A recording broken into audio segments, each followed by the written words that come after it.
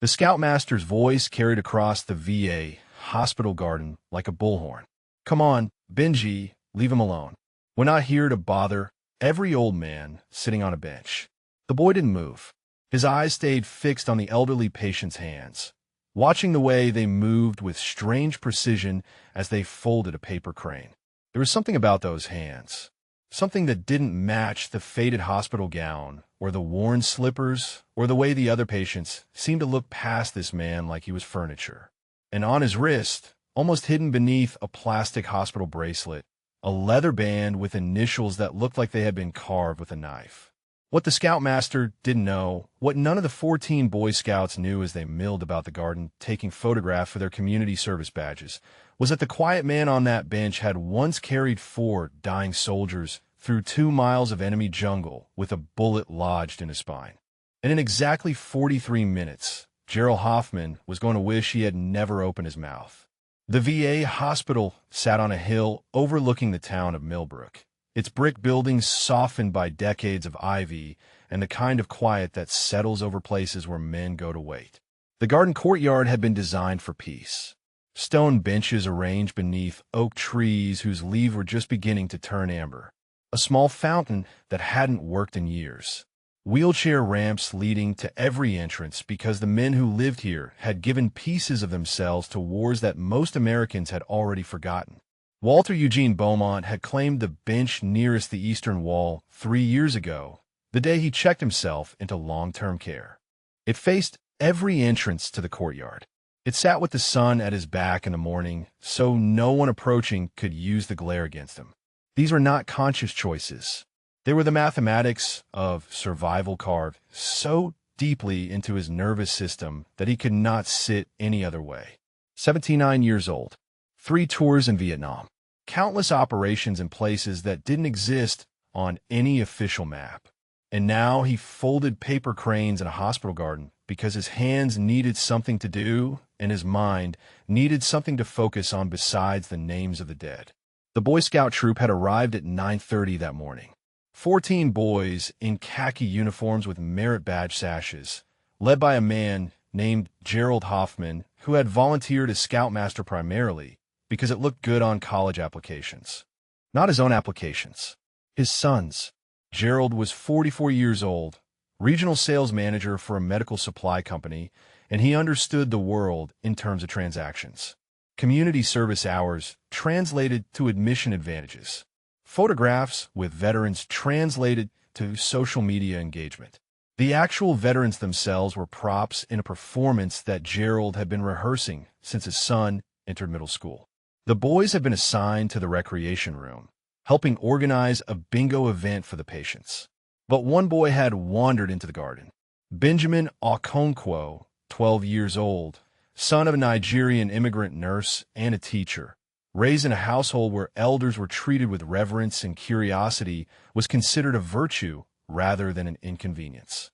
Benji had noticed the old man sitting alone while everyone else clustered in groups. He had noticed the way the man's fingers moved, precise and economical, creating something beautiful out of a single sheet of paper. And he had walked over without asking permission because his father had taught him that loneliness was its own kind of wound. "May I sit with you, sir?" Walter looked up. For a moment, something flickered across his face. Surprise, perhaps, or the ghost of a memory. He nodded slowly and gestured to the space beside him on the bench. "Of course, young man." Benji sat. He watched the paper crane take shape. The folds were perfect, each crease aligned with a precision that seemed almost mechanical. "That's really good," Benji said. "Where did you learn to do that?" Walter's hands paused for just a moment. "Japan," he said quietly. "A long time ago." Before Benji could ask another question, the shadow fell across them both. Gerald Hoffman stood with his hands on his hips, that particular posture of authority that small men adopt when they want to appear larger. "Benji, I've been looking everywhere for you. We're supposed to be in the recreation room, not out here bothering the patients." "I'm not bothering him," Benji said. I asked if I could sit down. Gerald's eyes flicked to Walter, performing a quick assessment. Faded hospital gown, slippers held together with tape, a face weathered by years, and something else, something harder than simple age.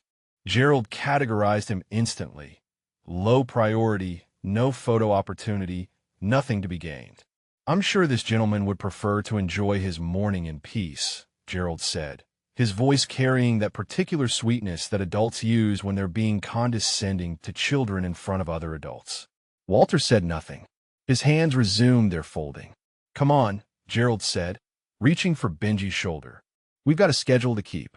But Benji had seen something. When Gerald's shadow had fallen across the bench, the old man's entire body had shifted. Subtle, almost imperceptible but real. His weight had moved to his feet. His hands had stilled in a way that looked less like stopping and more like preparing. And for just a moment, his eyes had tracked Gerald's hands with a focus that seemed entirely out of place in a man wearing hospital slippers. Sir, Benji said, ignoring Gerald's grip on his shoulder. Can I ask about your limp? Gerald's face flushed. Benji, that's incredibly rude. You can't just ask people about their medical conditions. Walter looked at the boy, really looked at him, with eyes that had seen things no child should ever have to imagine. The boy looked back without flinching. It's from the war, Walter said softly. Gerald laughed, a short performative sound. Which war? Corel. The dismissal in his voice was unmistakable. He had already decided who this man was. Another forgotten veteran, mind probably going, living in the past, telling stories that nobody wanted to hear. Vietnam, Walter said, and a few other places. Gerald nodded with exaggerated patience, already turning away. Well, thank you for your service, he said, the words automatic and empty. Benji, let's go. These oldimers have their memories to keep them company. We've got real work to do. Walter's hands went still. The paper crane sat unfinished in his palm, and something changed in his posture, something so subtle that only Benji noticed. The old man in the hospital gown seemed to recede, and something else took his place. Something patient, something waiting. Benji pulled away from Gerald's grip. He looked at the old man's wrist, at the leather band with the carved initials. He looked at the slight bulge in the cardigan pocket, something small and metallic catching the morning light. What's that in your pocket, sir? Gerald's voice went sharp. Benji, enough. We're leaving. But Benji didn't move, because he had seen something else. Something bronze, worn smooth by years of touch, barely visible against the faded wool. And in 12 years of life, Benjamin Okonkwo had learned one thing from his father who worked in this very hospital. When someone carries something that close to their heart, it always has a story worth hearing. Gerald Hoffman was not accustomed to being ignored by 12-year-olds. He stood in the morning light with his hand still extended toward Benji's shoulder, fingers grasping at air where the boy had been a moment before. The other scouts had begun to gather near the garden entrance, drawn by the tension they could feel even from 20 yards away. Gerald was aware of them watching. He was always aware of being watched. I asked you a question, sir, Benji said again, his voice carrying that particular clarity that children have before the world teaches them to muffle themselves. What's in your pocket? Walter Beaumont looked at the boy for a long moment. His fingers, still holding the unfinished paper crane, trembled slightly. Not from age, for something else. From the weight of being seen by someone who actually wanted to see. Gerald stepped forward, positioning himself between the bench and the gathering scouts. His voice dropped to what he imagined was a confidential tone, though it carried easily across the quiet garden. Listen, son, some of these patients have memory issues. They tell stories. It's best not to encourage them or get them worked up. Why don't we just let this gentleman rest and get back to our scheduled activities? Walter's jaw tightened almost imperceptibly. His eyes, pale blue and carrying decades of things he had never spoken aloud, moved from the boy to the man and back again. I don't have memory issues, Walter said quietly. My memory is the problem. I remember everything. Benji leaned closer. His father had taught him that listening was its own form of respect, that sometimes the greatest gift you could give another person was your attention. He could feel Gerald's impatience radiating behind him like heat from a stove, but he didn't turn around. You said the war, Benji said. Vietnam. What happened to your leg there? Walter set the paper crane down on the bench beside him.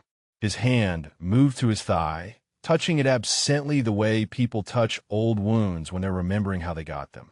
Shrapnel, he said, and a bullet they couldn't get out. It's still in there near my spine. That's why I walk the way I do. Benji's eyes went wide. There's still a bullet in you? Gerald made a sound of strained patience. All right, that's enough war stories for one morning. Benji, your father is inside, helping with the bingo setup.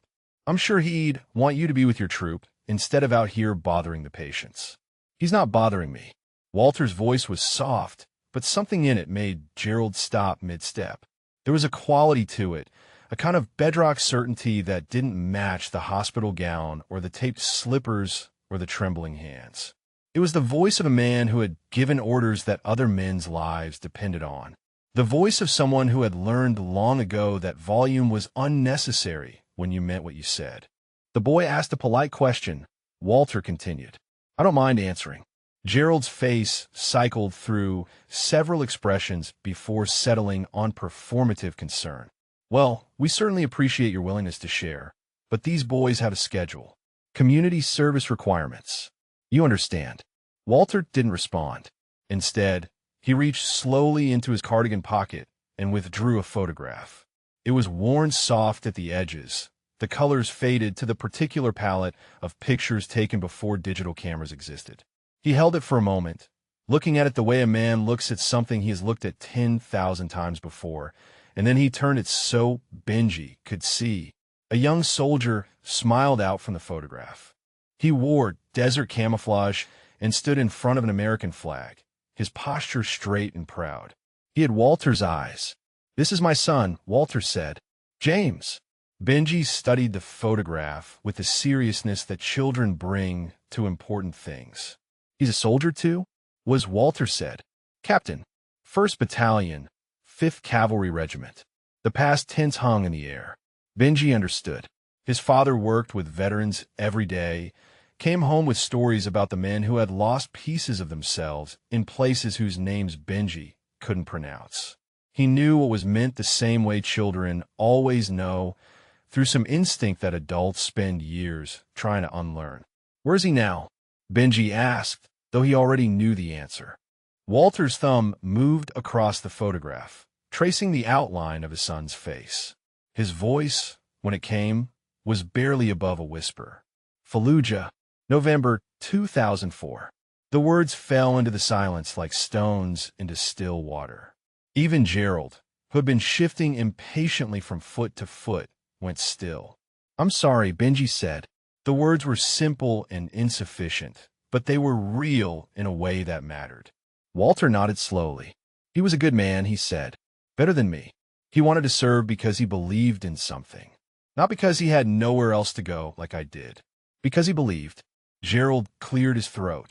The moment had stretched too long for his comfort. Silence made him nervous. It left too much space for things he didn't want to examine. That's very touching, he said, and the condescension in his voice was unmistakable even as he tried to mask it with sympathy. These old veterans and their stories. But we really do need to keep moving. The hospital administrator is expecting us for photographs at 11, and I won't have this troop running behind schedule because one of our scouts decided to conduct an unauthorized interview. Walter looked up at Gerald. There was no anger in his expression. There was something worse. A kind of patient assessment, the look of a man who has learned to evaluate threats quickly and accurately because his survival once depended on it. You should go with your group, Walter said to Benji. He's right that you have obligations. But Benji shook his head. My dad always says that people are more important than schedules. He says the patients here fought for our country, and the least we can do is give them our time. Gerald's face flushed. Your father's a nurse, he said, as if this explained something, as if it diminished something. He doesn't understand the logistics of managing a youth organization. We have requirements to fulfill, badges to earn, documentation to complete. Walter slid the photograph back into his pocket, his fingers lingering on it for just a moment. The paper crane sat forgotten on the bench beside him. Somewhere in the distance, a door opened and closed, and the sound of voices drifted from the recreation room where the other patients were gathering for bingo. Gerald reached for Benji's arm again, his grip firmer this time. That's enough.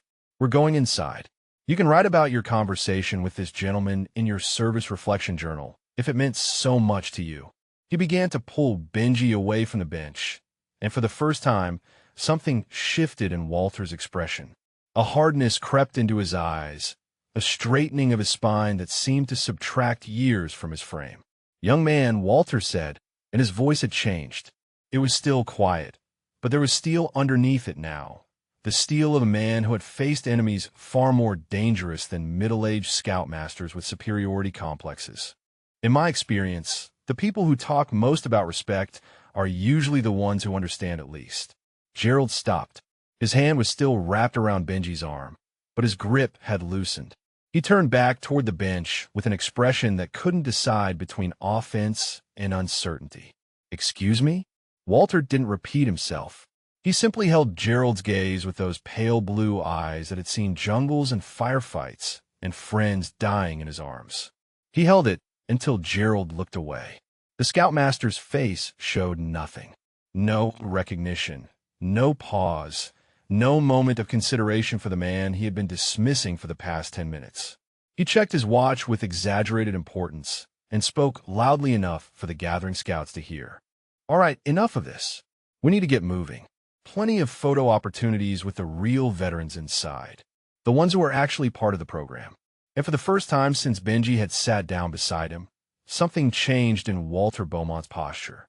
Something that looked less like patience and more like the particular stillness that comes before a storm. The real veterans. The words hung in the autumn air like smoke from a distant fire. Gerald Hoffman had already turned away, already moving toward the garden entrance where the other scouts stood watching with the particular alertness of children who sense adult conflict.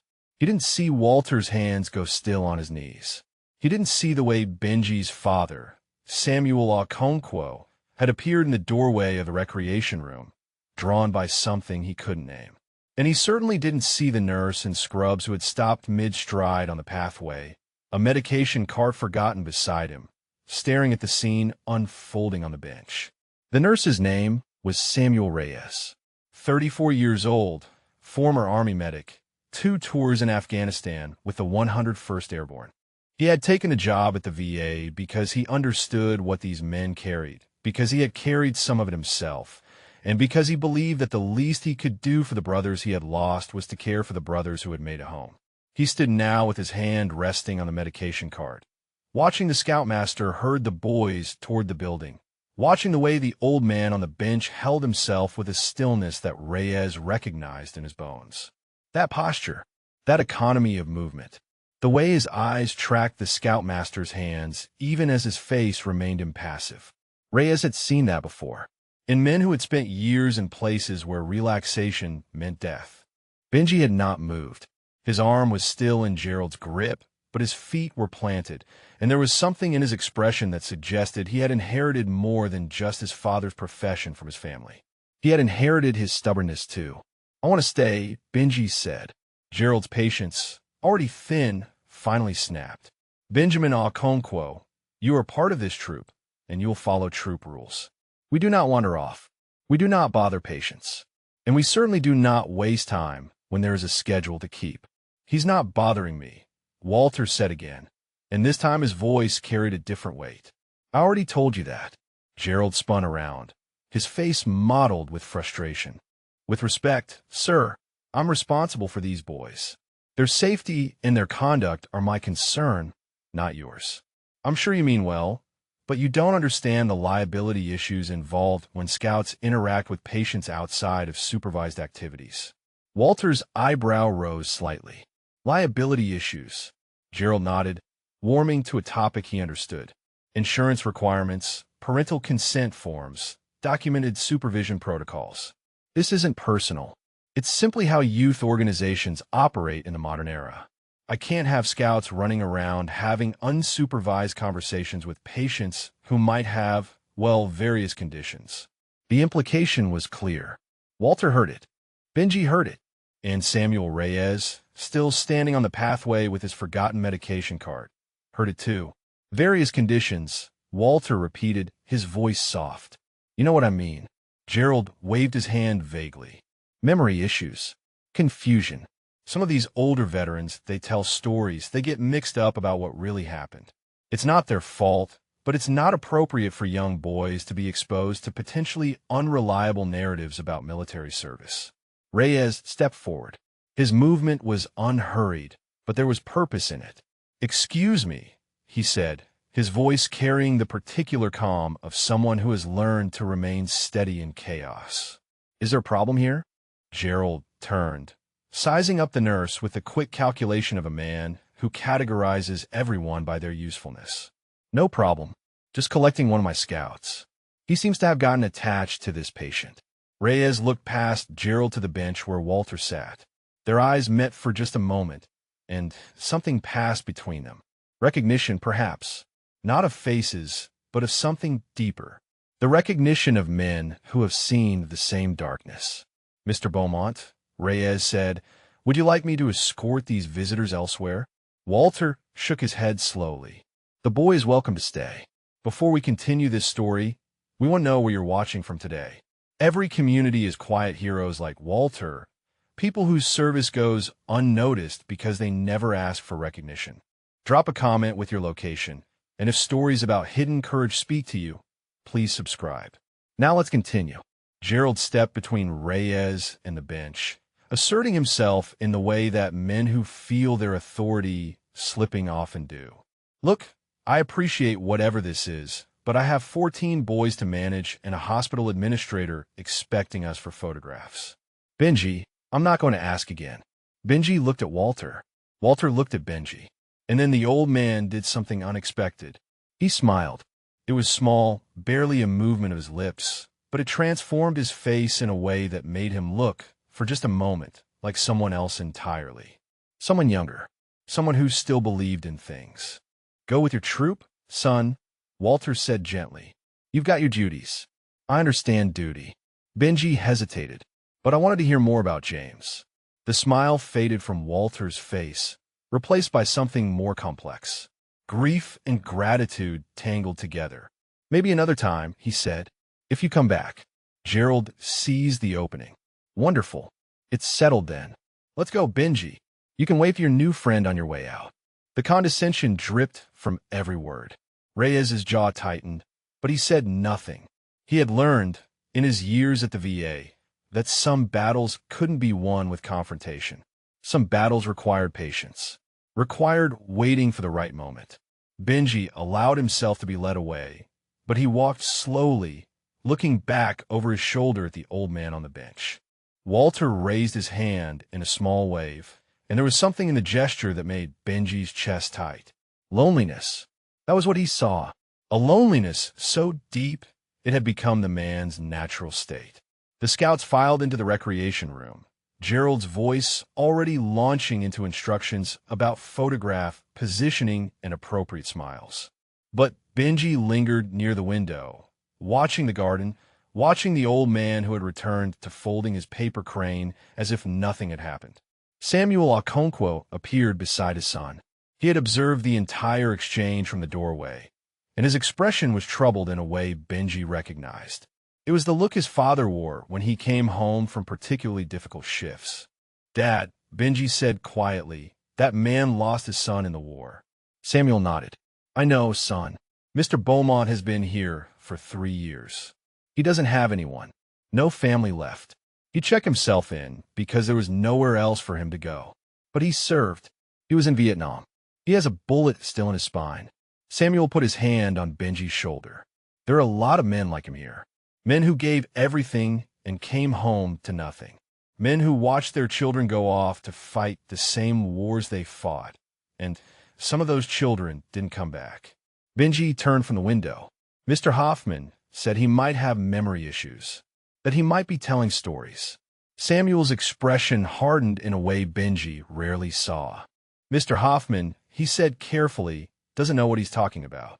Walter Beaumont's mind is sharper than most people half his age. The problem isn't his memory.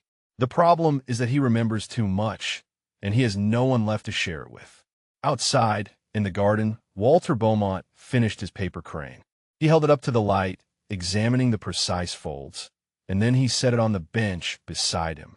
His hand moved to his cardigan pocket, touching the photograph of his son, and then lower to the small bronze weight that had rested against his heart for over 50 years. He had not shown it to anyone in decades, had not spoken of how he earned it or what it cost him. But something about the boy's questions, something about the simple sincerity of his interest, had cracked open a door that Walter had kept sealed shut since they lowered James into the ground. The scoutmaster's dismissal echoed in his mind. The real veterans. As if Walter was something less, something counterfeit, something that could be categorized and discarded by a man who had never known what it meant to carry wounded brothers through enemy jungle with his own blood soaking into the earth beneath his boots. Walter's hand closed around the bronze star in his pocket, and for the first time in years, he felt something other than emptiness. He felt the old fire, banked but not extinguished, beginning to glow in the darkness of his chest. The photograph in Walter's pocket was taken on a Tuesday. He remembered because Tuesdays had been James's favorite day as a child. The day Walter would come home early from his job at the hardware store, and they would throw a baseball in the backyard until the light failed. Even after everything Walter had seen in the jungle, even after the nightmares that never fully stopped, Tuesdays had remained sacred. A small island of peace in a life that had known too little of it. The photograph was taken on a Tuesday in August 2003, the day James received his captain's bars. Walter had driven 14 hours straight to Fort Hood, arriving at 3 in the morning, sleeping in his truck in the parking lot because he couldn't afford a motel room and wouldn't have dreamed of missing the ceremony. Eleanor had wanted to come, but her heart was already failing by then, already counting down the months she had left, and the doctors had forbidden her to travel. So Walter had stood alone in the crowd of families, watching his son receive his promotion, and he had felt something he hadn't felt since Vietnam. Pride that wasn't tangled up with shame. Hope that wasn't poisoned by memory. James had found him afterward, still in his dress uniform, and had snapped to attention and saluted. Walter had returned the salute with a hand that trembled. "You didn't have to come all this way, Dad," James had said. "Yes, I did," Walter had replied, and he had meant it in ways he couldn't explain. He had meant that he needed to see his son become the man Walter had always wanted to be. He had meant that every mile of that drive was a kind of penance, a kind of prayer, a way of saying I'm sorry for the father I wasn't and thank you for becoming who you are despite me. They had taken the photograph together, standing in front of the American flag, James with his new captain's bars gleaming and Walter in the only suit he owned, the one Eleanor had bought him for their wedding 31 years earlier. James had put his arm around Walter's shoulders, something he hadn't done since he was a teenager. And Walter had felt the strength in his son's grip and had thought, this is what I was fighting for. This is what I survived for. 14 months later, James was dead. The memory released Walter slowly, like a tide retreating from shore. He blinked and found himself back on the bench in the VA garden, the autumn sun warm on his face, the paper crane sitting beside him like a small white ghost. His hand was still in his pocket, fingers wrapped around the bronze star, and there was moisture on his cheeks that he didn't remember producing. 3 years. 3 years since Eleanor had followed James into whatever came next, her heart finally giving out 6 months after they buried their son. 3 years since Walter had signed the papers admitting himself to long-term care, not because his body had failed, but because his reasons for using it had disappeared. 3 years of paper cranes and silent mornings, and the slow erosion of a man who had once been called Compass because he never lost his way. But he had lost it now, lost it completely. And until a 12-year-old boy had sat down beside him and asked about his limp, Walter had been certain he would never find it again. Through the window of the recreation room, Walter could see the scouts arranging themselves for photographs. The scoutmaster was positioning them in front of a banner that read, "Thank you for your service," adjusting their sashes, instructing them on the proper way to smile. Walter watched the performance with the detached assessment of a man who had learned to read situations quickly. The scoutmaster touched his hair twice, checked his reflection in the window once, and positioned himself at the center of every shot. This was not about the veterans. This was about the scoutmaster. The veterans were props, no different from the banner or the bingo cards or the flag hanging limply in the corner. But the boy, Benji, He stood apart from the others, still looking out the window at the garden, at Walter. Even from this distance, Walter could see the question in the boy's posture, the unfinished conversation hanging between them like a held breath. James had been like that as a child, full of questions, unable to let things go until he understood them. Walter remembered the night James had found the bronze star in its box at the back of the closet. He had been 11 years old, the same age as Benji, and he had held the medal with the same reverence that Benji had shown when he'd glimpsed the bronze edge in Walter's pocket. "What's this for, Dad?" Walter had taken the medal from his son's hands, returned it to its box, returned the box to the darkness of the closet. He had said it's from the war and nothing more, and James had looked at him with eyes that understood more than any 11-year-old should. "You don't like to talk about it?" "No," Walter had admitted. "I don't. That's okay." James had put his small hand on Walter's arm. "You don't have to, but I think you were probably really brave." Walter had not felt brave. He had felt like a fraud, a man who had survived when better men had died, who had come home to a wife and son while other wives and sons received folded flags and empty condolences. The bronze star sat in its box, and the box sat in the darkness, and Walter had never spoken of it again. Not to Eleanor, not to James, not to anyone, until today, until a boy with curious eyes and a stubborn spirit had asked a simple question and cracked open something Walter had kept sealed for half a century. In the recreation room, the photographs were finished. The scouts began to disperse, some heading toward the bingo tables, others toward a group of patients in wheelchairs who had been assembled for interaction opportunities. The scoutmaster was shaking hands with the hospital administrator, no doubt discussing the positive publicity this visit would generate. But Benji was moving toward the door, toward the garden, toward the bench where Walter still sat with his paper crane and his memories and the bronze weight in his pocket that suddenly felt heavier than it had in years. Samuel Reyes intercepted the boy before he reached the door. Walter watched them speak, watched Benji's face as the nurse said something that made the boy's expression shift from determination to something more complex.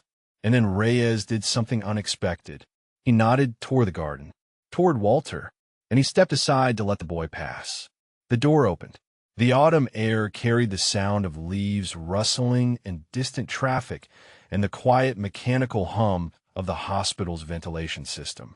And then there were footsteps on the stone pathway, and the boy was standing in front of Walter's bench again, slightly out of breath, his scout uniform askew from hurrying.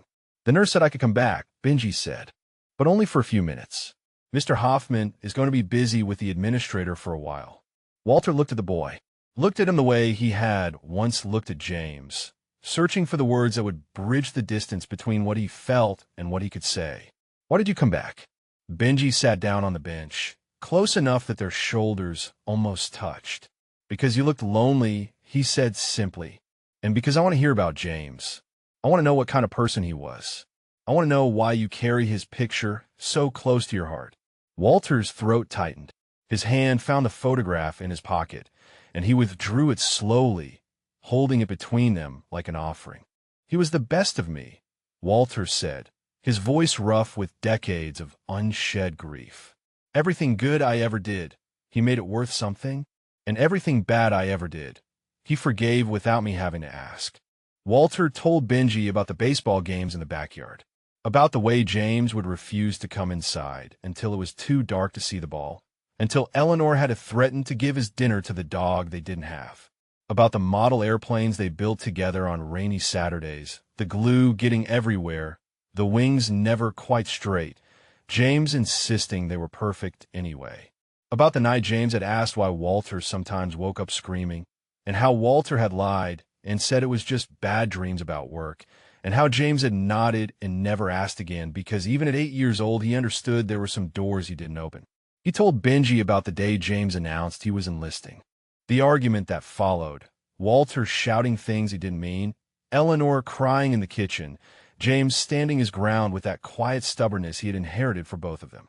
"I told him he was a fool," Walter said, his voice distant. "I told him he had no idea what war really was. I told him everything I had never told him about Vietnam, all at once like I was trying to scare him out of it. The things I saw, The things I did. The friends I carried home in bags. Benji was silent, listening with the full-body attention of a child who understands he is being trusted with something precious. You know what he said? Walter's hand tightened on the photograph. He said, "That's exactly why I have to go, Dad. Because you went, and you came back, and you never let it destroy you." He said I showed him that service meant something. That sacrifice meant something. Walter shook his head slowly. I spent his whole childhood trying to protect him from what I was, from what I had been. And he looked at me and saw something worth becoming. Did you try to stop him? Walter laughed, but there was no humor in it. I tried everything. I called his recruiter and told him James had asthma. It wasn't true. I told Eleanor to talk to him, mother to son. She tried. He listened to her the way he always did, patient and respectful, and then he signed the papers anyway. Through the window of the recreation room, Gerald Hoffman's voice rose and fell in animated conversation with the hospital administrator. He was gesturing broadly, painting pictures with his hands, almost certainly describing the tremendous success of the Scout Troops Community Outreach Program. Occasionally, he would glance toward the garden, and each time his eyes would narrow slightly at the sight of Benji still sitting beside Walter's bench. But he was too engaged in his performance to interrupt. Samuel Reyes had positioned himself near the garden door, ostensibly checking medication schedules on his tablet, but actually standing watch. He had recognized something in the old man's bearing from the first moment, something that went beyond the usual markers of military service. The way Walter held his shoulders, the way his eyes never stopped tracking movement at the periphery. These were the habits of men who had operated in places where complacency meant death. Reyes had known a few such men in Afghanistan. Most of them were dead now. The nurse on duty, Samuel Okonkwo, had joined him by the door. Benji's father stood with his arms crossed, watching his son through the glass, his expression a complicated mixture of pride and concern. "Should I call him back in?" Okonkwo asked quietly. Reyes shook his head. "Let him be. I think Mr. Beaumont needs this more than he knows. And I think Benji might be the first person in years who's actually wanted to listen." Okonkwo studied the scene in the garden, his son leaning forward on the bench, the old man speaking with more animation than anyone had seen from him in 3 years of residence. "What do you know about him, Beaumont?" Reyes lowered his voice. "His file says 1st Infantry Division. Standard tour. Nothing unusual on paper. But there are gaps. Classifications I don't have clearance to access. And the way he carries himself, Samuel. That's not a regular infantry grunt. That's something else." In the garden, Walter was still talking, the words flowing now like water from a cracked dam. He told Benji about James's letters from Iraq, the careful optimism, the deliberate omission of anything that might worry his parents. The way he wrote about the children he met, the families he helped, the small moments of connection that made the danger feel worthwhile. He was building a school, Walter said, in his free time, with his own money, with donations he collected from everyone back home. He believed that education was the way out, that if you could teach children to read, to think, to dream, you could change the trajectory of entire generations. Benji's eyes were bright. He sounded amazing. He was. Walter's voice cracked slightly. He was everything I wasn't. Patient where I was angry. Hopeful where I was bitter. He looked at the world and saw what it could become. I looked at the world and saw everything that was wrong with it.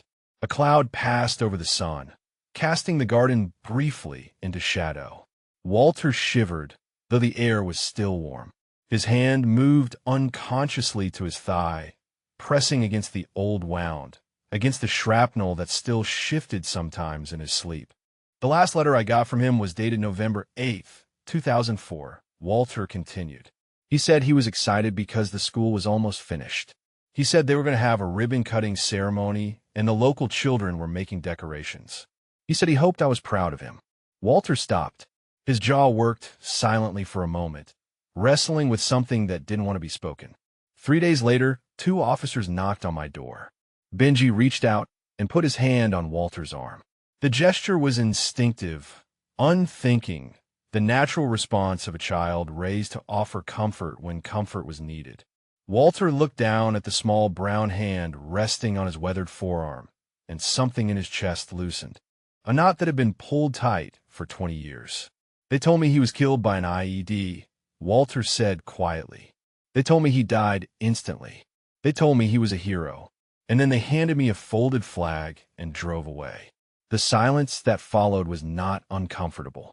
It was the silence of sacred things, of moments that words could not improve. I kept waiting for it to get easier, Walter finally said. People told me it would. Time heals, they said. But it doesn't. Time just teaches you how to carry the weight. The weight never gets lighter. You just get stronger at bearing it. Until one day, you realize you've been carrying it so long you don't remember what it felt like to stand up straight. Benji was quiet for a long moment. Then he asked, "Is that why you're here? At the hospital?" Walter nodded slowly. Eleanor passed 6 months after James. Her heart, though I think it was really grief that killed her. She just ran out of reasons to keep it beating.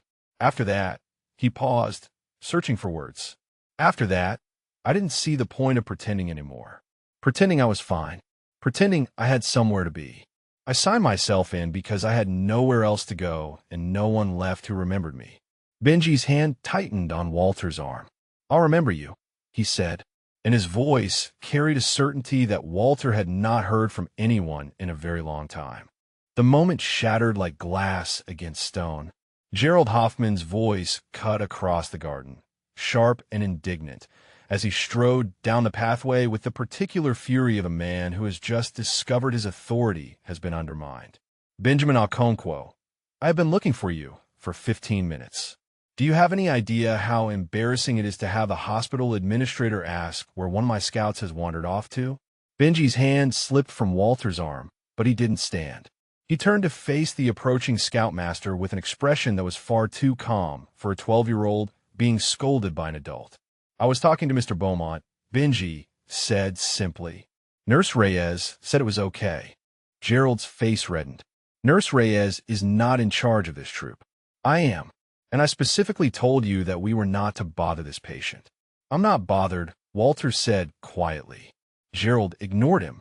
He had reached the bench now and stood looming over both of them, his shadow falling across Walter's paper crane, across the photograph that still rested in Walter's weathered hands. "This is unacceptable," Gerald continued, his voice rising. "We have protocols. We have schedules. We have responsibilities to the organization and to the families who entrusted their children to my care.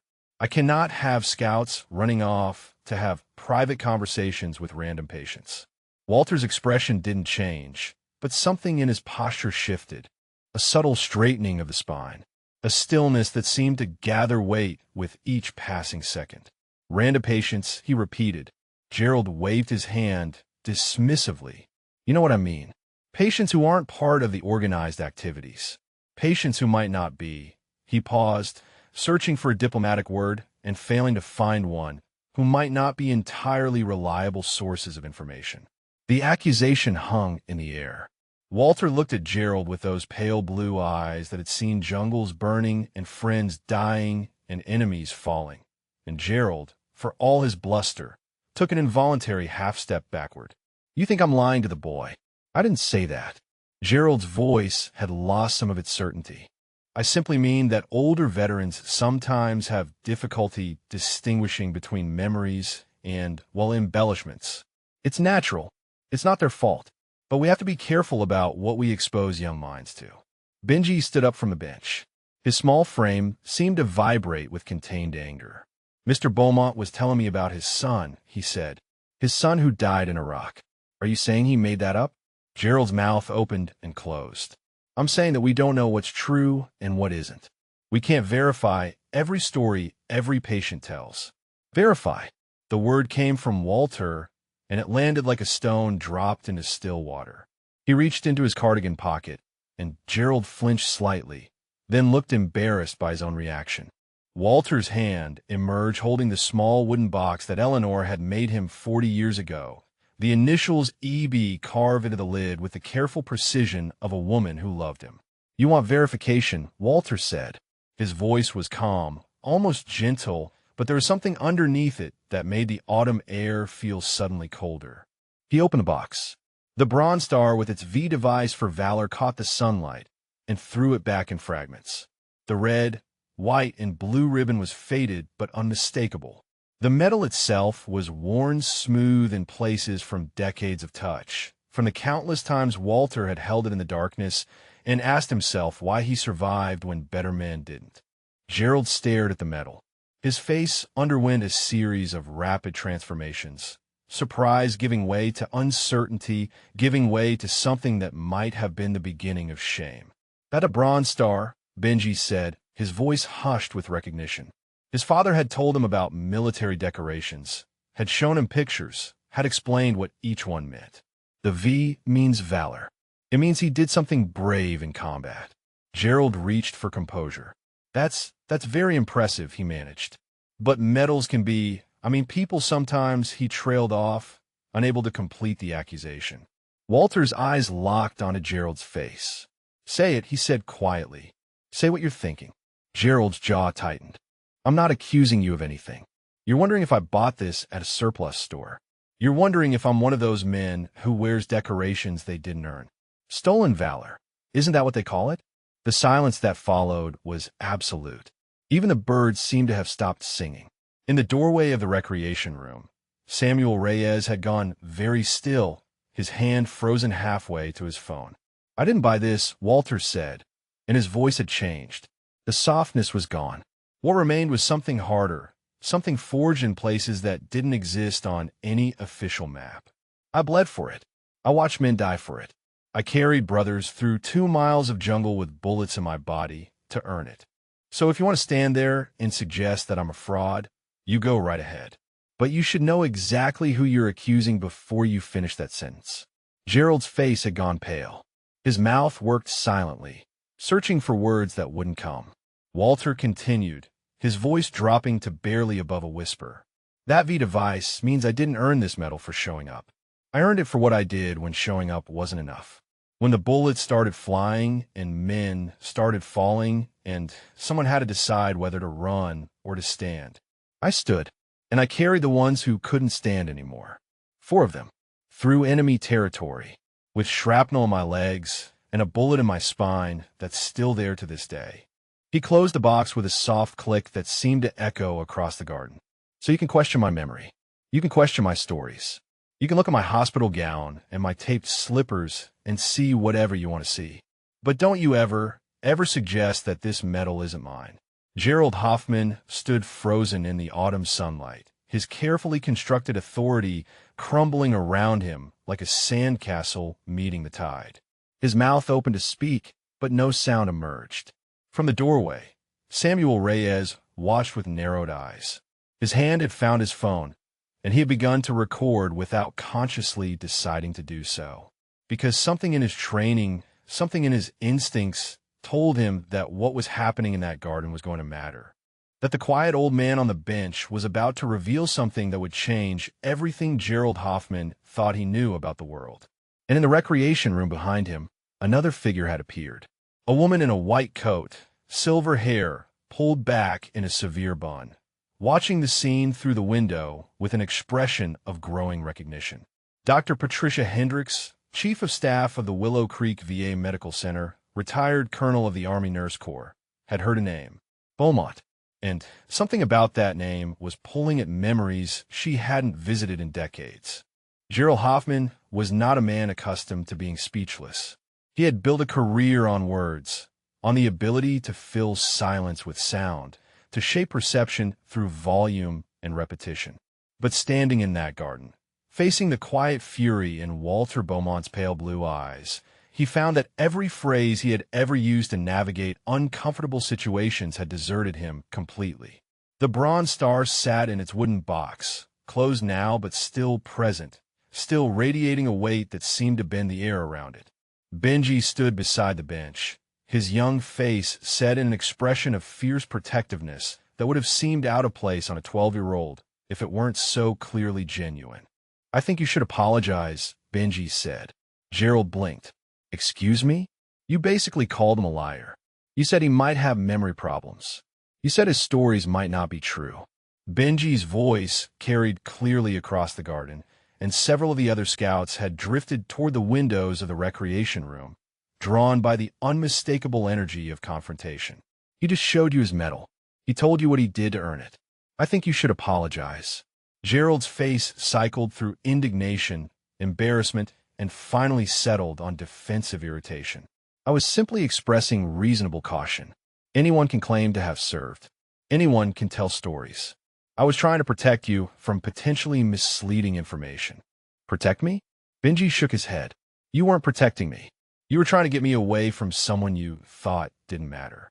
Someone you thought wasn't worth your time because he's old and he's in a hospital and he doesn't look important. The words landed with surgical precision. Gerald's mouth opened to respond, but Walter spoke first. The boy doesn't need your protection from me, Walter said. His voice had returned to its usual quietness, but there was something different in it now. A weight, a presence. What he needs is for adults to stop teaching him that a person's worth can be measured by their appearance. Gerald straightened, grasping for the remnants of his authority. Now see here, I've been nothing but respectful during this entire visit. I have followed all protocols. I have maintained appropriate boundaries. I have done everything that a responsible youth leader should do. Walter looked at him for a long moment. Then you and I have very different definitions of respect. The garden door opened. Samuel Reyes stepped through, followed closely by Samuel Okonkwo. Behind them, still in the doorway, stood Dr. Patricia Hendricks. Her eyes were fixed on Walter with an intensity that seemed to see past the hospital gown, past the years, past everything except the man himself. Is everything all right out here? Reyes asked, though his tone suggested he already knew the answer. Gerald seized the opportunity. Actually, no. This scout has repeatedly defied my instructions, and this patient has been encouraging his disobedience. I think it's time we concluded this visit and returned to our scheduled activities. Okonkwo moved to stand beside his son. Benji hasn't done anything wrong. He's been having a conversation with a veteran. That's exactly what community service is supposed to be about. Gerald's voice rose. Community service is about organized activities with documented outcomes. It's about photographs and badge requirements and proper supervision. It is not about wandering off to have unsupervised conversations with patients who may or may not be mentally competent. The words fell into the silence like stones into a frozen pond. Everyone heard them. The scouts at the window, the nurses in the doorway, Dr. Hendricks, whose expression had shifted from curiosity to something much colder. Walter didn't react.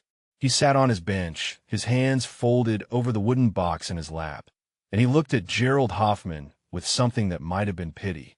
Mentally competent, Walter repeated softly. Gerald seemed to realize, too late, that he had crossed the line. I didn't mean it like that. I simply meant that we can't verify the cognitive status of every patient, and it would be irresponsible to allow children to. He stopped, aware that every word was making things worse. Dr. Hendricks stepped forward. Her white coat seemed to glow in the autumn sunlight, and when she spoke, her voice carried the particular authority of someone who has spent decades giving orders that were obeyed without question. Mr. Beaumont, she said, approaching the bench with measured steps. My name is Dr. Patricia Hendricks. I'm the chief of staff here at Willow Creek. Walter nodded politely. Mom, I couldn't help but overhear some of this conversation. She stopped a few feet from the bench, her eyes moving from Walter to the wooden box in his hands. May I ask what unit you served with? Walter hesitated for just a moment. 1st Infantry Division, ma'am. The big red one. Dr. Hendricks nodded. My father served in Vietnam as well. He was with MAXOG. The letters hung in the air.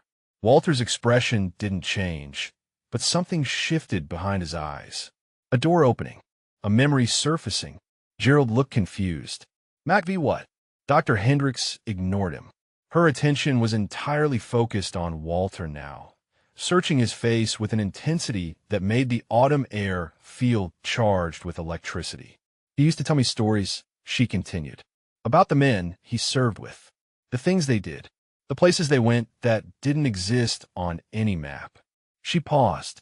He mentioned certain soldiers, certain call signs, men who became legends in certain circles, even if the rest of the world never knew their names. Walter said nothing. His hands remained still on the wooden box, but his breathing had changed. Slower, deeper, the breathing of a man preparing himself for something. He mentioned a navigator, Dr. Hendricks said, someone who could find his way through anything. Through jungle so thick you couldn't see your hand in front of your face. Through enemy territory that should have been impassable. Someone who always brought his men home, no matter what it cost him. The silence stretched. Gerald looked from Dr. Hendricks to Walter and back again, utterly lost. He had a call sign. Dr. Hendricks continued. The navigator. She took a breath. They called him Compass. Walter's hands tightened on the wooden box. His jaw clenched, and for a long moment, he simply looked at Dr. Hendricks with those pale blue eyes that had seen more than most men could imagine. That was a long time ago, he said finally. His voice was barely above a whisper. Dr. Hendricks took another step closer. Are you him? Are you Compass? The question hung in the air like smoke from a distant fire. Benji looked at Walter with wide eyes. Reyes had stopped breathing.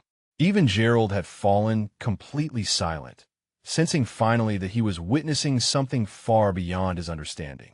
Walter Beaumont sat on his bench in the autumn sunlight, holding a bronze star in a box his dead wife had made him, wearing slippers held together with tape, and he made a decision. A decision to stop hiding. A decision to let himself be seen. He nodded once. Yes, ma'am, he said quietly. That's what they called me. The word seemed to change the very air in the garden. Compass. It was just a word, just a name, but it carried weight that pressed against everyone present like a physical force. Dr. Hendricks stood motionless, her professional composure cracking slightly around the edges, revealing something raw beneath. My father talked about you, she said, and her voice had lost its clinical detachment. Before he died, when his mind was going and he couldn't remember my name anymore, he still remembered yours. He still remembered what you did. Gerald Hoffman looked from one to the other, his confusion now tinged with the first genuine flickers of alarm. What exactly is going on here? Who is this man? Dr. Hendricks turned to him slowly. Her eyes held something that Gerald had never seen directed at him before. Contempt, pure and undisguised. This man, she said, is someone you've spent the last hour insulting, dismissing, and publicly humiliating. This man is someone whose service record contains operations that are still classified 50 years later. This man is someone my father described as the bravest soldier he ever served with. Gerald's face had gone the color of old paper. I couldn't have known. No, Dr. Hendricks's voice cut like a scalpel. You couldn't have known. And that's precisely the point.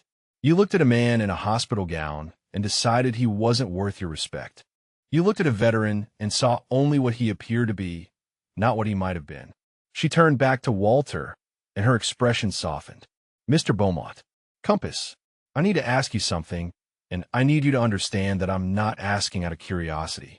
I'm asking because I grew up on stories about you, and I need to know if they were true. Walter sat very still on his bench.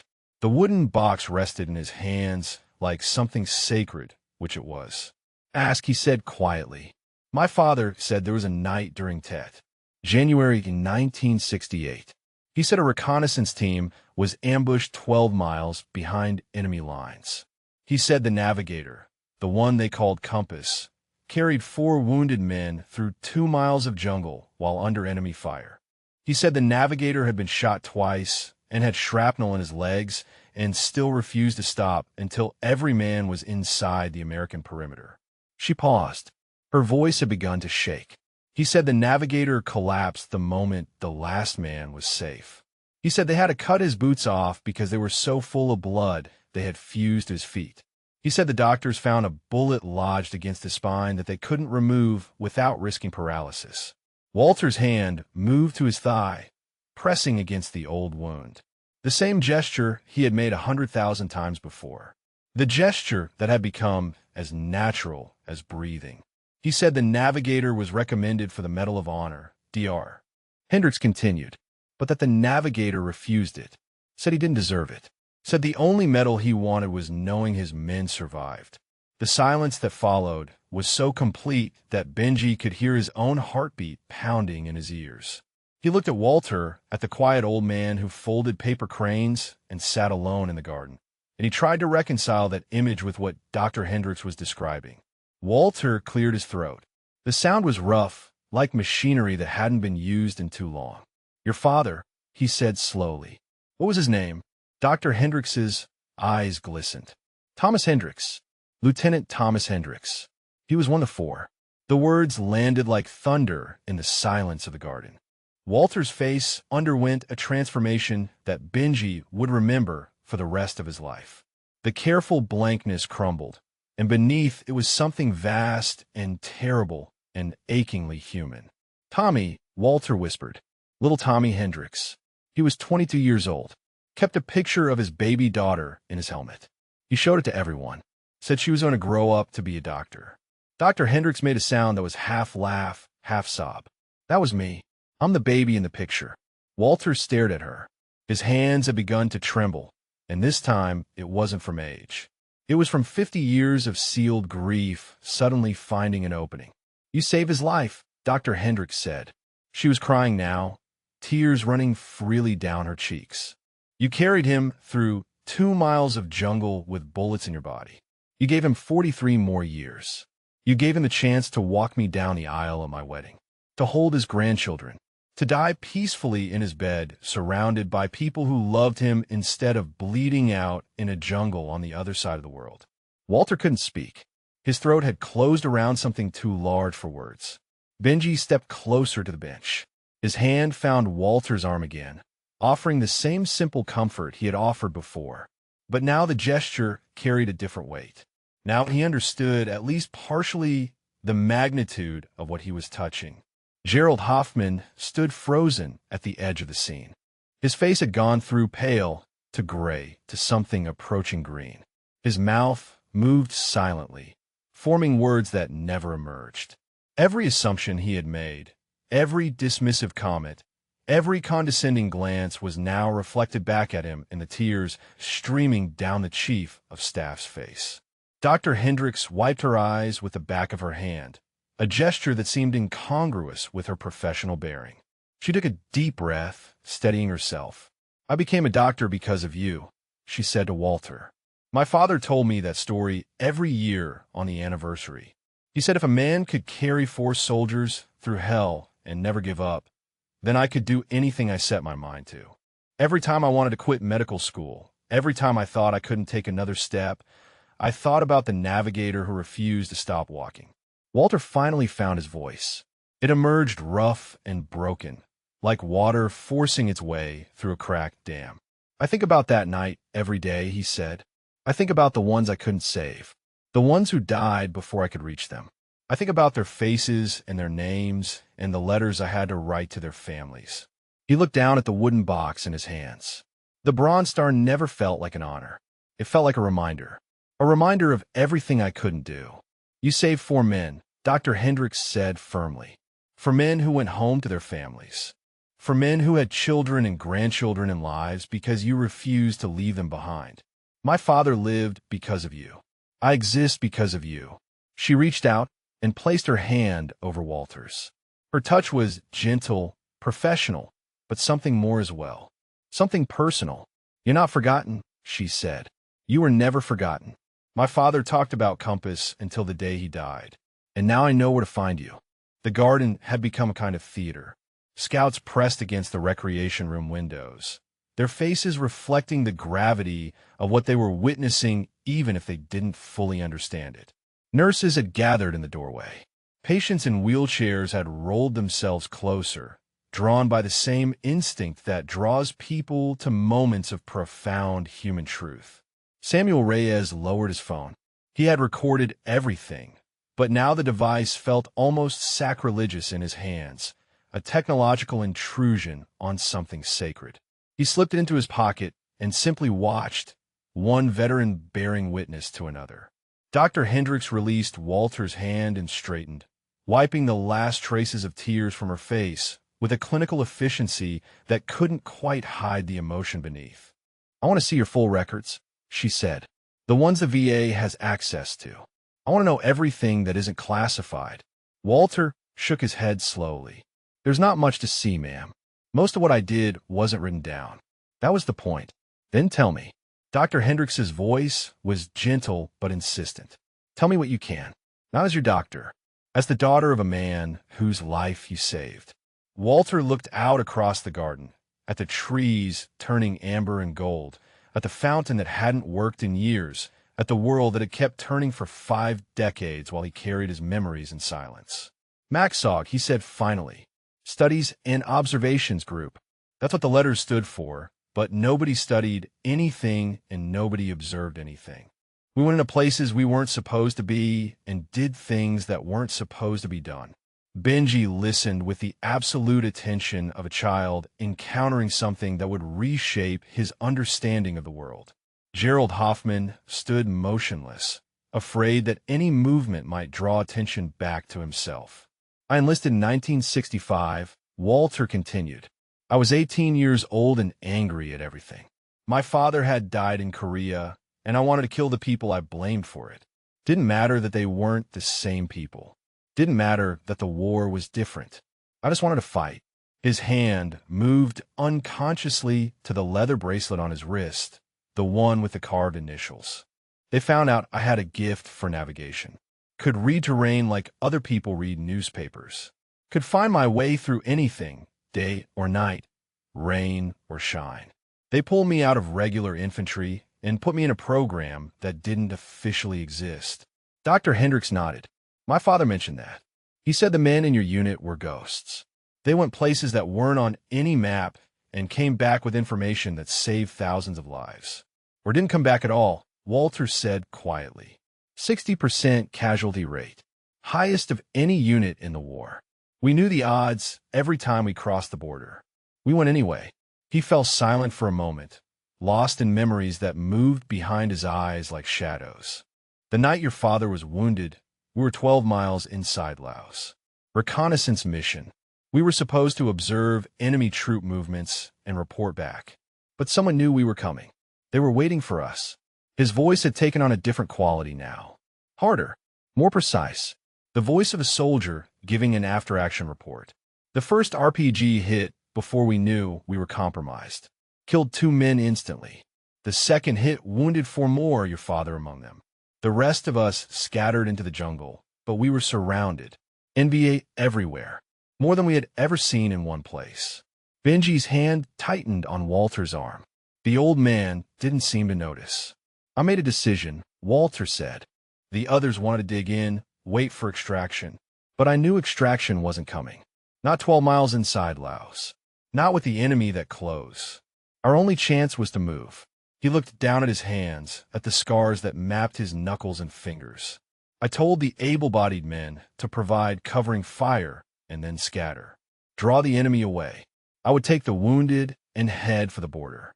Dr. Hendricks's breath caught. You took 4 wounded men through 12 miles of enemy jungle. Alone. Not alone, Walter said. The jungle was with me. The stars were with me. And the men I was carrying, they fought to stay conscious, fought to stay quiet, fought to stay alive. They were with me every step.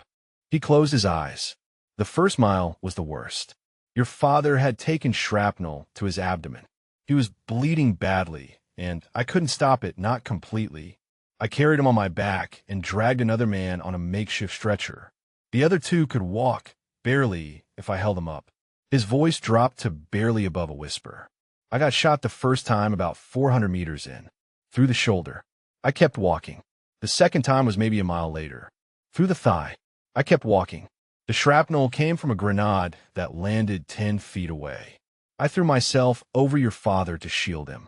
Took most of him my back and legs. Dr. Hendricks had begun crying again, silently, tears tracking down her face without sound. I don't remember most of the second mile, Walter admitted. I remember the stars. I remember using them to navigate because my compass had been destroyed.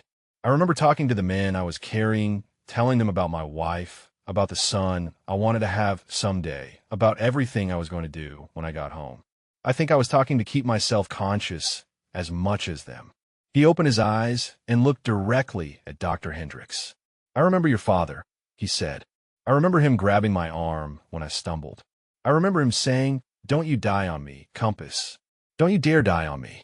I've got a baby girl at home who need me to tell her about the man who saved her daddy. Dr. Hendricks made a sound that was somewhere between a laugh and a sob. He told me that story, she said. Every year. He said those were the words that kept him fighting. Walter nodded slowly. They were the words that kept me walking, too. Every time I wanted to stop, every time I wanted to lie down and let the darkness take me, I thought about your father's baby girl. I thought about all the babies waiting at home for their fathers. And I kept walking. The silence that followed was not empty. It was full of 50 years of unspoken truth finally given voice. Full of connections spanning generations. Full of the weight of sacrifice and survival and the terrible cost of both. Gerald Hoffman stood at the edge of the garden, tears he didn't understand streaming down his face. And for the first time in his adult life, he felt genuinely small. Dr. Hendricks turned to face the gathered crowd. Her voice, when she spoke, carried the authority of her position and something more. The authority of a daughter honoring her father's memory. I want everyone here to understand something, she said. The man sitting on this bench is not just a veteran. He is not just a patient. He is a living legend. The operations he participated in saved thousands of American lives. The intelligence he gathered helped end engagements that would have cost hundreds more. And on one night, in January 1968, he single-handedly carried 4 wounded soldiers through 2 miles of enemy territory with bullets in his body and shrapnel in his spine. She paused, letting the words settle. He was recommended for the Medal of Honor, the highest military decoration this country can bestow, and he refused it. Do you know why? No one spoke. The scouts at the window pressed closer. The nurses in the doorway stood motionless. Even the breeze seemed to have stopped, as if the world itself was listening. Because he said he didn't deserve it, Dr. Hendricks continued. Because he couldn't stop thinking about the men he couldn't save. Because the only recognition he wanted was knowing that the 4 men he carried made it home to their families. She turned back to Walter, and her voice softened. Mr. Beaumont, Compass, I need to tell you something, and I need you to listen. Walter looked up at her, his face still bearing the traces of memories too heavy for words. My father spent 43 years trying to find you, Dr. Hendricks said. After the war, after he recovered, he searched. He wrote letters. He contacted every veterans organization he could find. But you had disappeared.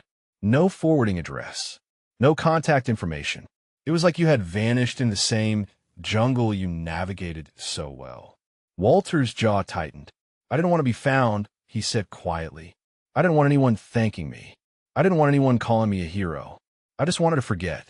But you couldn't forget, Dr. Hendricks said gently. Could you? Walter shook his head slowly. No, he admitted. I never could. Dr. Hendricks reached in her coat pocket and withdrew something small. A challenge coin, worn smooth by years of handling. She held it out so Walter could see. My father had this made, she said, after he couldn't find you. He had 4 of them made, 1 for each man you saved. On the front is the date, January 31st, 1968. On the back is a compass rose and a single word. She turned the coin over. Even from several feet away, Benji could read the word engraved in the metal. Saved. Every year on the anniversary, Dr. Hendricks continued, the 4 of them would get together. My father, Sergeant Morrison, Corporal Webb, and Private First Class Antonelli. They would raise a glass to the man who carried them out of hell. They would tell their children and grandchildren about Compass. And they would wonder where you were, whether you were alive, whether you knew that you were remembered. Walter's hands had begun to tremble again. The wooden box shook slightly in his grip. Sergeant Morrison passed in 2003, Dr. Hendricks said. Corporal Webb in 2011. Private Antonelli in 2018. My father was the last. He died 2 years ago, still looking for you, still hoping that someday he would get to say thank you one more time. The tears came then, sliding down Walter's weathered face without sound.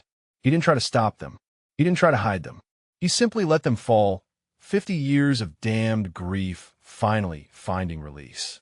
He thought about you every day, Dr. Hendricks said. She was crying too now, both of them weeping in the autumn sunlight while the world watched in silence. And he made me promise that if I ever found you, I would tell you something. Something he never got to say. Walter looked up at her, his vision blurred, his heart cracked open. He wanted you to know that you didn't fail, Dr. Hendricks said. He wanted you to know that the men who died that night, the ones you couldn't save, they would have wanted you to keep living. They would have wanted you to find peace. And he wanted you to know that the 4 men you carried, the 4 lives you saved, they were enough. They were more than enough. They were everything. Walter broke. The sound that came from him was not a sob. It was something deeper, something more primal. The sound of a man who had carried an impossible weight for half a century, finally being told he could set it down. His shoulders shook. His hands covered his face. And for the first time since they lowered his son into the ground, Walter Beaumont allowed himself to grieve openly, without shame, without restraint. Benji moved without thinking. He sat down on the bench beside Walter and put his arms around the old man's shaking shoulders. It was an awkward embrace, a 12-year-old trying to comfort a 79-year-old. But it was real. It was human. It was exactly what Walter needed. The scouts watched through the window, many of them crying now too, though they couldn't have explained exactly why. The nurses in the doorway held each other. Samuel Reyes stood at attention, his hand raised in a salute that no one had ordered, but everyone understood. And Gerald Hoffman, standing at the edge of the garden with his carefully constructed world in ruins around him, finally understood what community service was supposed to mean. It wasn't about badges or photographs or documented outcomes. It was about this, about seeing people, about honoring sacrifice, about remembering that every person you meet has a story that could break your heart if you bother to listen. Dr. Hendricks knelt beside the bench, taking Walter's hand in both of hers. "You're not alone anymore," she said. "My father's daughter found you, and I'm not going to let you disappear again." Walter looked at her through his tears, at this woman who existed because he had refused to stop walking on the worst night of his life. He looked at Benji, at this boy who had asked a simple question and unlocked 50 years of sealed silence. He looked at the gathered crowd, at the faces wet with tears, at the saluting nurse, at the scouts pressed against the window. And for the first time in longer than he could remember, Walter Beaumont did not feel invisible. The silence that followed Walter's breakdown was broken by the sound of footsteps on stone. Gerald Hoffman walked slowly across the garden, each step seeming to cost him something. He stopped a few feet from the bench, his face a landscape of shame and something that might have been the beginning of genuine transformation. "Mr. Beaumont," he said, and his voice cracked on the name. "I owe you an apology." Walter looked up. His face was still wet, his eyes red, but there was something different in his expression now. Something lighter. The weight he had carried for 50 years had not disappeared, but it had shifted. It was no longer his alone. "I treated you with disrespect," Gerald continued. "I made assumptions based on your appearance. I implied that you might be lying, that you might have memory problems, that your stories might not be true." He swallowed hard. "I was wrong. I was completely, inexcusably wrong." Walter studied the man standing before him. He had seen many things in his 79 years. He had seen courage and cowardice, cruelty and compassion, the very best and very worst of human nature. And he had learned that people were rarely just one thing, that the same man could be both hero and failure, sometimes in the same hour. "I've heard a lot of apologies in my life," Walter said quietly. "Most of them didn't mean anything. Words people said because they were supposed to say them, not because they felt them." Gerald flinched but didn't look away. "The question," Walter continued, "is what you do next. An apology is just the beginning. What matters is whether you learn anything from it." Gerald nodded slowly. He turned to face the scouts who had gathered at the garden door, drawn out of the recreation room by the magnitude of what was happening. 14 boys in khaki uniforms, watching their scoutmaster with expressions ranging from confusion to disappointment to something that looked like hope. "I owe all of you an apology too," Gerald said. "I've been teaching you the wrong things. I've been teaching you that community service is about checkboxes and photographs and badge requirements. I've been teaching you that some people are worth your time and others aren't. I've been teaching you to judge people by how they look instead of who they are." He paused, his voice thickening. "This man sitting on this bench is more of a hero than anyone I've ever met. And I almost made you walk away from him because I thought he wasn't important enough to bother with. That's not leadership. That's not scouting. That's not anything worth teaching." Benji's father stepped forward. Samuel Okonkwo's face held no judgment, only the quiet compassion of a man who spent his life caring for others. "Mr. Hoffman," he said, "the measure of a person isn't whether they make mistakes. Everyone makes mistakes. The measure is whether they learn from them, whether they change." Gerald met his eyes. "I want to change," he said. "I don't know if I can, but I want to try." Dr. Hendricks had risen from her kneeling position beside Walter. She brushed off her white coat and regarded Gerald with an expression that had softened slightly from its earlier contempt. "I'll be filing a report about today's incident," she said. "Not to punish you, but to document it. What happened here should be studied. It should be taught. Every youth organization in the country should hear about the man they almost walked past without seeing." Gerald nodded, accepting the consequence. "But I'll also be noting your apology," Dr. Hendricks continued. "And if you're serious about changing, I'd like to invite your troop to return. Not for photographs, not for badge requirements, for actual connection with the veterans in our care. Many of them have stories they've never told anyone. Many of them are waiting for someone to ask." The scouts exchanged glances. One of them, a tall boy with red hair, raised his hand tentatively. "Mom, could we start today?" Dr. Hendricks smiled. It transformed her face, erasing years of professional distance. "I think that would be entirely appropriate." Samuel Reyes lowered his salute and stepped forward. "I can help coordinate," he said. "I know which patients would benefit most from visitors, and I know which ones have stories that need to be heard."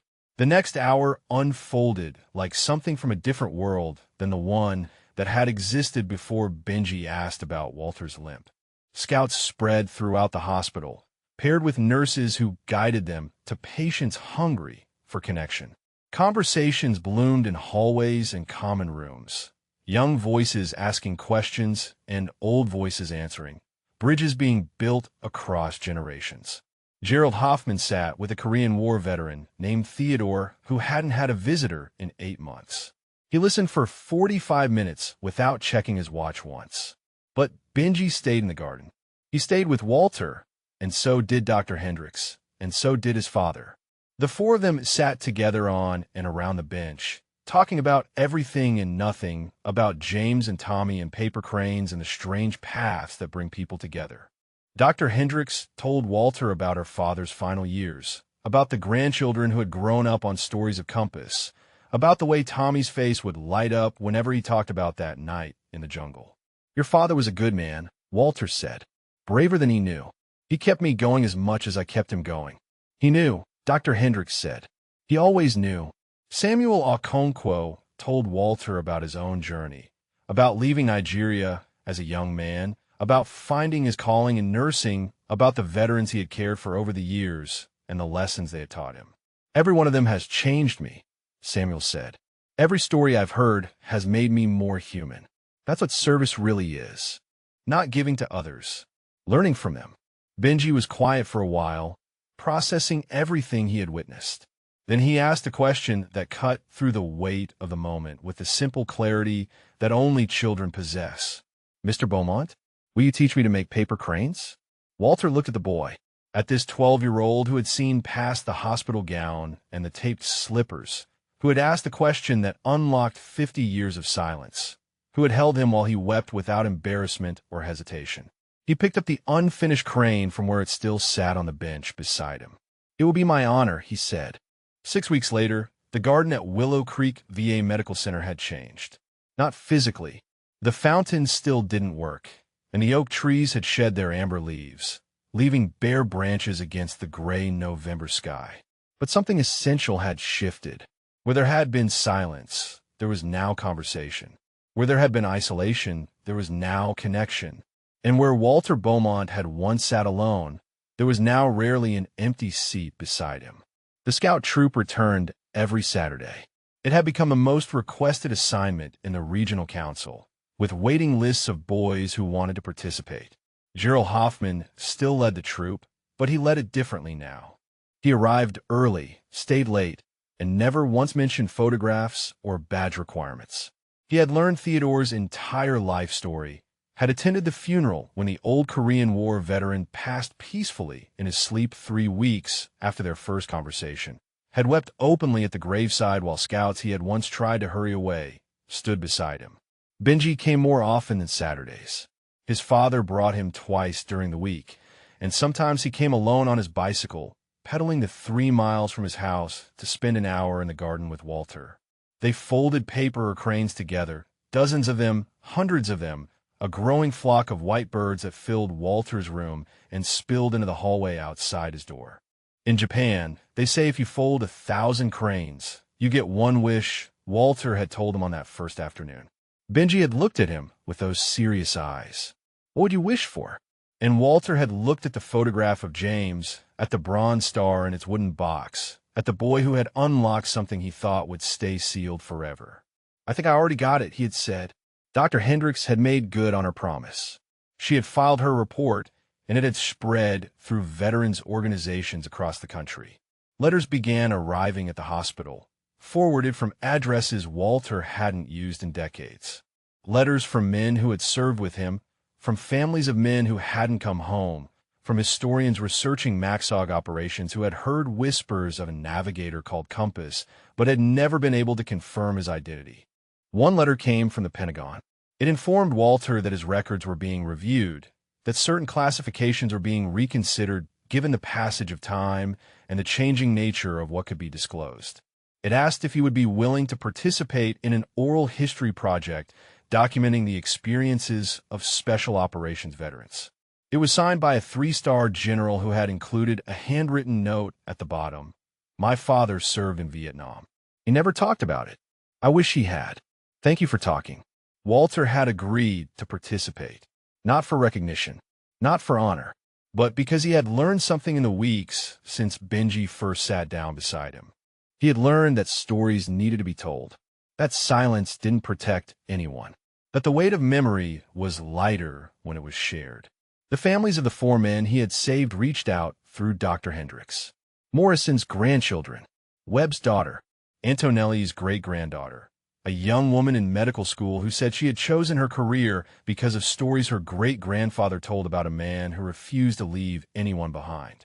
They sent photographs and letters, and, in one case, a hand-knit blanket that Walter draped over his lap when the November air grew cold. He was not alone anymore. He would never be alone again. On a Saturday morning 6 weeks after the day that changed everything, Walter sat in his usual spot in the garden. The air was crisp, and his breath made small clouds that dissipated in the thin sunlight. Benji sat beside him, fingers working on his 437th crane. Samuel Okonkwo stood nearby, talking quietly with Samuel Reyes about a new patient who had arrived the day before, a Gulf War veteran who hadn't spoken to anyone since his admission. Gerald Hoffman emerged from the recreation room with 2 cups of coffee. He handed one to Walter without ceremony, a ritual that had developed over the weeks, and settled onto the bench across the pathway. Theodore's granddaughter called me, Gerald said. She wanted to thank me for being with him at the end.